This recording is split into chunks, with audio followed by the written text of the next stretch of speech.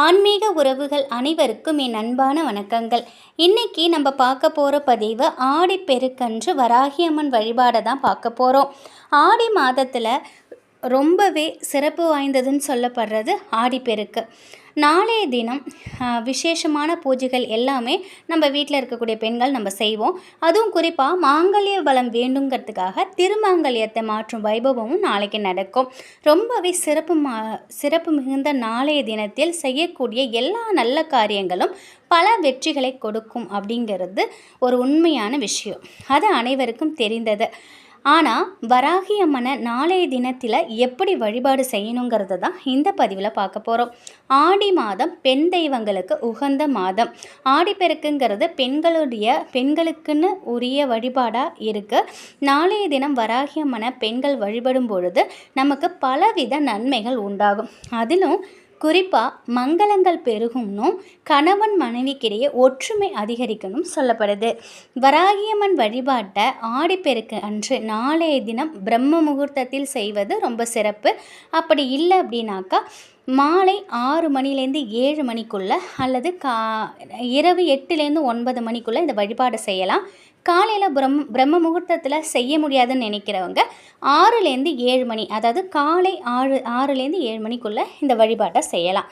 வராகி அம்மனோட சிலை இருந்ததுன்னா உங்களால் முடிந்த அபிஷேகங்களை செய்து அவங்கள அலங்கரித்து வச்சுக்கோங்க. அப்படி இல்லாத பட்சத்தில், அதாவது சிலை இல்லை அப்படின்னாக்கா அவங்க படம் இருந்தாலும் அதை நல்லா சுத்தம் செஞ்சு சந்தனம் குங்குமம் வைத்து அவங்களுக்கு பிடித்த பூக்களை வச்சுட்டு அவங்களுக்கு பிடித்த நெய்வேத்தியமும் நம்ம வைக்கலாம். ஆனால் நாளைய தினம் கண்டிப்பாக வராகி அம்மனுக்கு துளசி மாலை சாற்றுவது ரொம்ப ரொம்ப சிறப்பான விஷயம். நாளைய தினம் ஒரு தட்டில் அச்சதையை பரப்பி ஒரு அகல் விளக்கு வைத்து அதற்கு நெய் ஊற்றி பஞ்சுத்திரி போட்டு விளக்கு தீபம் ஏற்றுங்க. வடக்கு பார்த்தவாறு நீங்கள் அந்த தீபத்தை ஏற்றணும். அச்சதைங்கிறது எல்லாருக்குமே தயார் பண்ண தெரியும். இருந்தாலும் தெரியாதவங்களுக்காக நான் சொல்லிடுறேன். பச்சரிசி இருக்கு இல்லையா, அதை எடுத்து அது கூட கொஞ்சம் மஞ்சள் தூள் கொஞ்சம் நெய் விட்டு நல்லா பிசைஞ்சிட்டிங்கன்னா அதுதான் அச்சதை. அதை ரெடி பண்ணி வச்சுக்கோங்க. வராகி அம்மனுக்கு இனிப்பு வகைகள், பழங்கள், தேங்காய், வெற்றிலைப்பாக்கு, பூவு, கண்ணாடி வளையல் இது எல்லாமே வைக்கணும். இந்த இனிப்பு வகைகள் வைக்கிறீங்களா, அதில் எள்ளுருண்டையும் பொரியுருண்டையும் ரொம்பவே விசேஷமானது. குழந்தைகள் விரும்பி சாப்பிடக்கூடிய இனிப்பு வகைகளில் இது ரொம்ப முக்கியமானது. முடிந்தால் அதையுமே நீங்கள் வச்சுக்கலாம். அதே போல் பழங்களில் நாவல் பழம் கிடைச்சதுன்னா அதையும் வாங்கி வச்சுக்கோங்க. கண்ணாடி வளையல அதிக அளவில் வாங்கி வச்சு வழிபாடு செய்யுங்க. இது எல்லாத்தையும் வச்சுட்டு வராகி அம்மனோட மூல மந்திரம் இருக்கு இல்லையா, அதை 33 முறை நீங்கள் சொல்லணும். வராகி அம்மனுக்கு ஒரு மஞ்சள் கயிற்றில் விரலி மஞ்சளை கட்டி அவங்களுடைய கழுத்தில் கட்டிடுங்க. சிலை இருந்ததுன்னா கட்டி விடுங்க, இல்லைன்னா அம்மன் படத்துக்கு கட்டுங்க. அப்படி இல்லைன்னா தான் அந்த விளக்கு வச்சுருக்கோம்ல, அதை தீபத்துக்கு அதை சுற்றி கூட நம்ம வைக்கலாம், தவறு எதுவும் இல்லை.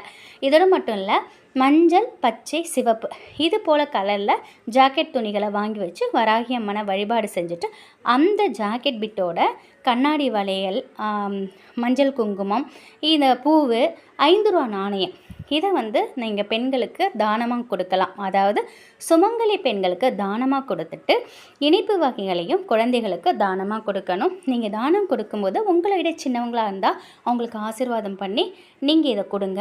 இல்லை உங்களை விட பெரியவங்களாக இருந்தால் அவங்கக்கிட்ட ஆசீர்வாதம் நீங்கள் வாங்கிக்கிட்டு அதுக்கப்புறம் இந்த பொருட்களை நீங்கள் கொடுக்கணும்.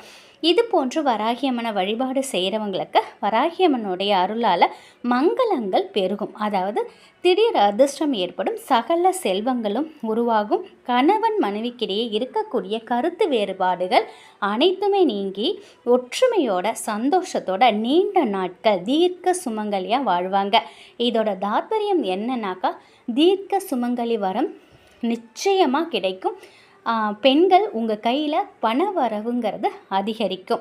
ரொம்பவே எளிமையான இந்த வராகி அம்மன் வழிபாட்டை நாளைய தினம் கண்டிப்பாக செய்யுங்க. மறக்காமல் இந்த தீபத்தை நீங்கள் ஏற்றணும். அச்சதை பரப்பி அதற்கு மேலே ஒரு அகல் விளக்கு வச்சு நெய் ஊற்றி பஞ்சுதிரி போட்டு வராகி அம்மனோட மூல மந்திரம் நான் டிஸ்கிரிப்ஷனில் கொடுக்குறேன், அதையுமே செக் பண்ணி பாருங்கள். 33 முறை நீங்கள் சொல்லி நீங்கள் இதை செய்யுங்க. நிச்சயமாக உங்கள் வாழ்க்கையில் மிக பெரிய அளவில் மாற்றங்கள் ஏற்படும்.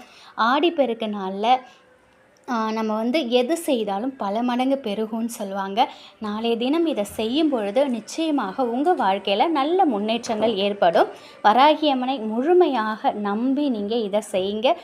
ஏன்னா நம்ம எந்த வழிபாடு செய்தாலும் நம்ம வந்து எந்த பூஜையில் எந்த பொருள் வைத்தாலும் சரி, எவ்வளோ விலை உயர்ந்த பொருள் வைத்தாலும் சரி, ஆனால் நம்ம மனசில் நம்பிக்கைன்னு ஒன்று வச்சு செய்யும் பொழுது தான் அது வந்து அதிக அளவில் மாற்றம் தரும். மறக்காமல் வராகி அம்மனுக்கு துளசி மாலையை நாளைய தினம் போடவும் மறக்காதீங்க. எனக்கு தெரிந்த விஷயங்களை உங்கள் கூட பகிர்ந்துக்கிட்டதில் எனக்கு ரொம்ப சந்தோஷம். அனைவருக்கும் ஆடிப்பெருக்கு நல்வாழ்த்துக்கள். உங்கள் வாழ்க்கையிலும் பல மடங்கு செல்வம் பெருகி நீங்களும் தீர்க்க சுமங்கலியோட என்றென்றைக்கும் உங்கள் கணவர் குழந்தையோட உங்களுக்கும் ஆரோக்கியம் கிடைக்கட்டும். உங்கள் வீட்டிலும் செல்வ செழிப்பு, மகிழ்ச்சி, ஆரோக்கியம் அனைத்துமே நிலைத்திருக்கட்டும். நன்றி.